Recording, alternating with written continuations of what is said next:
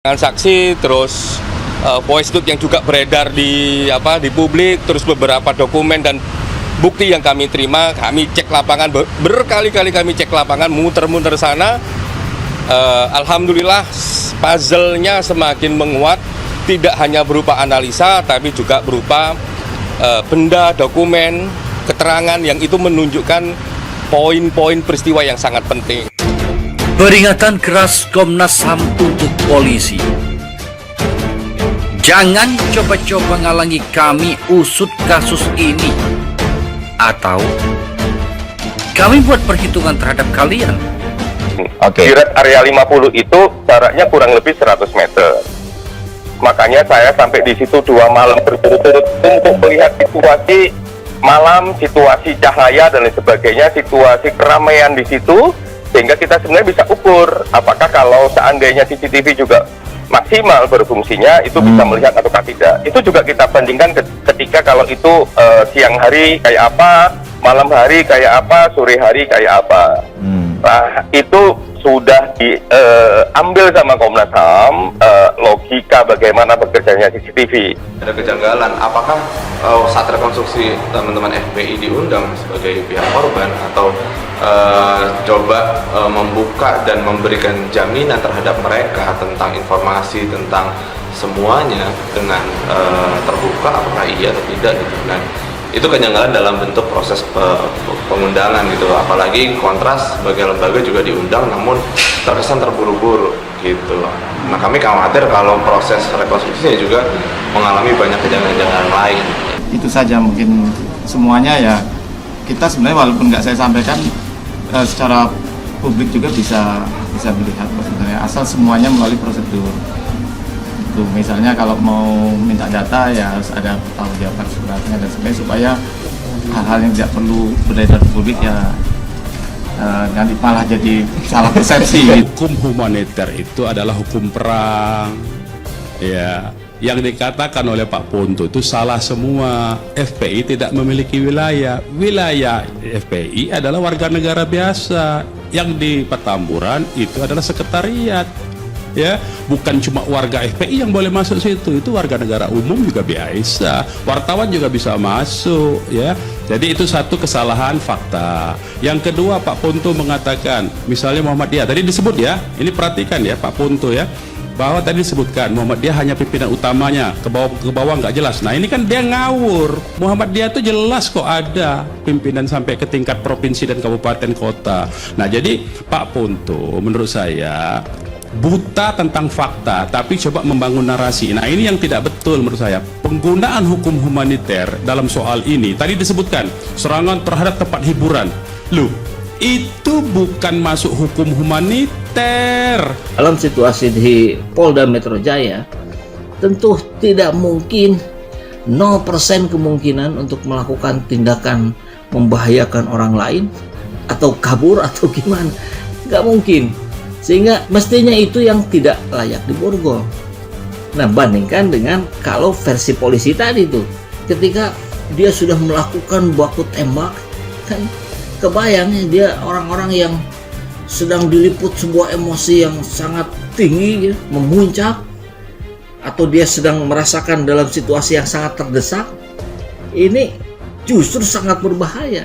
Kita berharap dan terus mendorong Komnas HAM melakukan penyelidikan ini secara tuntas agar menemukan suatu rangkaian peristiwa yang benar. Tadi dikatakan puzzle. Jadi puzzle 1, puzzle 2 itu bisa connected. Ya banyak pertanyaan, dan pertanyaan itulah yang kita anggap puzzle yang harus dikoneksikan. Why, kenapa dan lain sebagainya. Ya termasuk tadi kenapa yang dimuntahkan banyak peluru, lubang mayatnya bukan lubang mayat ya. Mereka ditembak lebih dari 1 kali, padahal menurut versi polisi mereka hanya menembakkan 3 kali peluru saja, dan itu hanya mengenai mobil. Jadi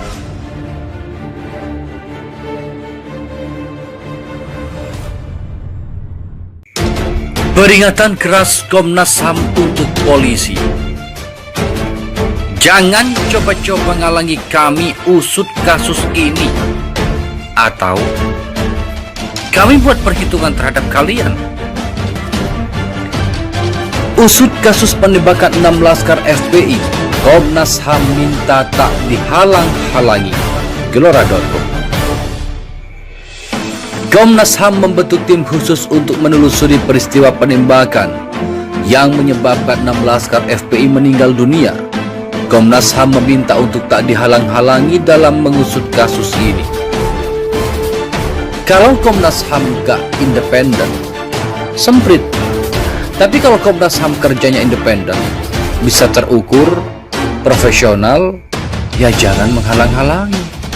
Menghalang-halangi proses hukum yang sedang berlaku, namanya obstruction of justice, itu teknis saja. Tapi menghalang-halangi kerja Komnas HAM adalah menghalang-halangi hak publik untuk dapatkan kebenaran atas fakta yang terjadi. Data Komisioner Komnas HAM Khairul Anam di kantor Komnas HAM, Jalan Latu Harhari, Jakarta Pusat, Selasa 15 Desember 2020. Anam meminta agar masyarakat dapat menunggu sekaligus mengawal kerja Komnas HAM dalam mengungkap kasus ini secara independen. Ia pun berjanji akan segera mengungkap kasus ini setelah rangkaian investigasi selesai dilakukan. Tunggulah Komnas HAM untuk mengungkapkan apa hasilnya. Jangan beropini yang lain-lain. Kalau mau mengawasi Komnas HAM, awasi kerja independensinya Komnas HAM, sambungnya. Hingga kini, Komnas HAM belum menarik kesimpulan terkait temuannya. Saat ini, pihaknya ingin berfokus dalam membangun konstruksi peristiwa melalui sejumlah informasi. Kami belum bisa ambil kesimpulan, tapi semakin jelas peristiwanya dan semakin runut peristiwanya. Jadi bukan ngomongin soal kronologi, yang paling penting adalah konstruksi peristiwa. Karena ini ngomongin satu peristiwa sampai kehilangan nyawa, konstruksi peristiwanya kayak apa, tegasnya. Sebelumnya Komnas HAM melakukan investigasi terkait insiden penembakan 6 pengikut Habib Rizik Syihab dengan memanggil sejumlah pihak. Komnas HAM mengupayakan investigasi ini selesai dalam waktu sebulan ke depan. Kami upayakan dalam waktu sebulan ini selesai, kata Komisioner Komnas HAM BK Ulung Hapsara kepada wartawan Senin 14 Desember 2020. Harapannya begitu. Bisa diumumkan Januari karena terpotong-potong juga liburan Natal dan Tahun Baru. Semoga semua siap ketika diminta keterangan tambahan atau jika diperlukan tambahnya. Dalam investigasi ini, Komnas HAM memanggil Kapolda Metro Jaya, Irjen Fadil Imran dan Dirut Jasa Marga Subakti Syukur. Seusai pemanggilan keduanya, Komnas HAM melakukan pendalaman data. Ada beberapa langkah pendalaman data dan informasi yang disampaikan oleh Jasa Marga dan Kapolda Metro, ujar BK.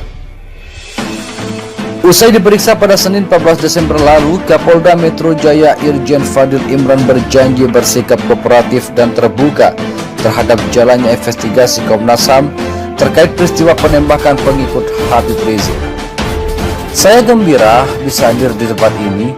Polda Metro Jaya, Polri akan sangat kooperatif dan terbuka dalam proses investigasi yang dilakukan Komnas HAM, kata Fadil kepada awak media di kantor Komnas HAM Jakarta Pusat Senin 14 Desember. Ke depan, Fadil akan mendukung jalannya investigasi Komnas HAM yang transparan di mata publik. Polisi akan memberikan ruang kepada Komnas HAM dalam menjalani penyelidikan secara independen sambil tetap bekerja dengan mengusut tuntas kasus ini.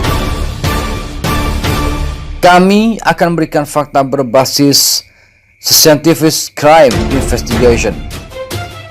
Kami tak mau membangun narasi. Kami akan menjadikan fakta. Kami tak mau membangun narasi, dan itu akan kami support kepada Komnas HAM, tegasnya. Polda Metro Jaya akan transparan dan memberikan ruang kepada Komnas HAM agar hasil investigasi ini menjadi akuntabel di mata publik, ucapnya. Komnas HAM sudah lakukan rekonstruksi lebih dulu bentrok polisi FPI, begini hasilnya.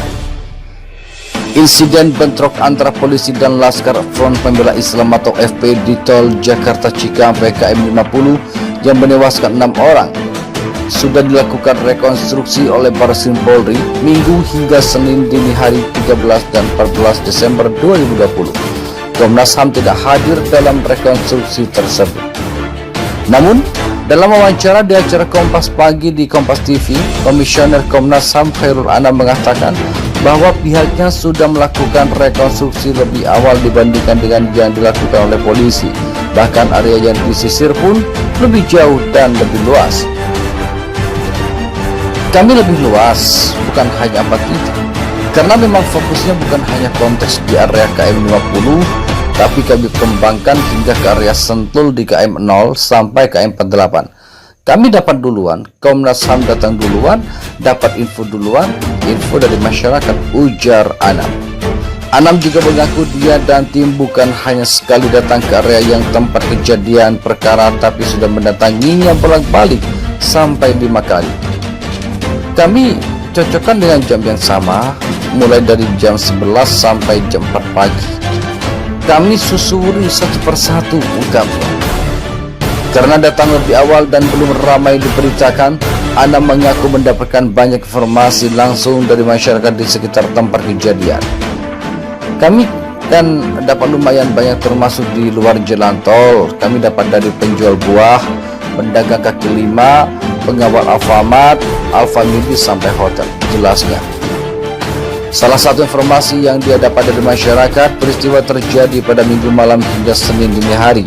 Menurut masyarakat sekitar, waktu itu situasi sepi karena sudah masuk hari Senin. Padahal di malam-malam biasanya, terutama Sabtu dan Minggu, situasi ramai.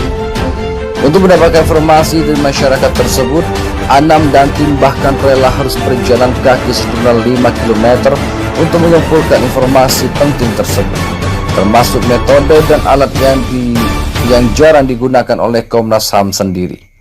Dan yang lebih penting lagi, Komnas HAM mengaku mendapatkan benda yang bukan hanya bisa dilihat, tapi juga benda yang bisa dipegang dan bisa dibawa ke kantor untuk diperiksa. Ketika ditanya apakah benda itu proyektil, Anam tidak menjawab secara tegas. Anam membeberkan alasannya dia bekerja lebih awal dari aparat kepolisian, karena keberhasilan dan mengungkap kasus ini memang terletak pada kecepatan dalam bekerja.